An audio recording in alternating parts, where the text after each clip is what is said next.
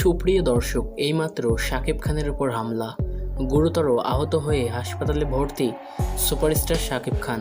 তাই তো এবার শাকিব খানকে দেখতে ছুটে আসলেন তুফান সিনেমার নায়িকা মিমি চক্রবর্তী এবং তিনি জানালেন যে কারণে শাকিব খানের উপর এমন হামলা হয়েছে। তবে কি তুফান সিনেমার সাফল্যের কারণেই এমন হামলা হয়েছে? এ বিষয়ে এবার মিডিয়ার সামনে মুখ খুললেন মিমি চক্রবর্তী। দর্শক, পুরো সংবাদটি বিস্তারিত জানতে ভিডিওটি না টেনে প্রথম থেকে শেষ পর্যন্ত দেখার অনুরোধ রইল। আপনারা ইতিমধ্যে দেখেছেন তুফান সিনেমা প্রচারের জন্য বিভিন্ন সিনেমা হলে গিয়ে সিনেমা দেখেছেন শাকিব খান, কিন্তু আজকে হঠাৎ রাস্তার মধ্যে শাকিব খানের উপর হামলা হয়েছে।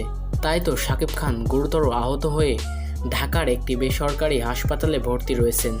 এমন খবর শোনা মাত্রই শাকিব খানকে দেখতে ছুটে আসেন তুফান সিনেমার নায়িকা মিমি চক্রবর্তী এবং শাকিব খানকে এমন অবস্থায় দেখে খুব অবাক হয়েছেন মিমি চক্রবর্তী। এবং মিমি চক্রবর্তী বলেন, তুফান সিনেমা সুপার ডুপার হিট হওয়ার কারণেই শাকিব খানের উপর এমন হামলা হয়েছে। তো বন্ধুরা, তুফান সিনেমা নিয়ে আপনাদের কি মন্তব্য তা অবশ্য কমেন্টস করে জানাবেন আপনাদের মূল্যবান মতামত।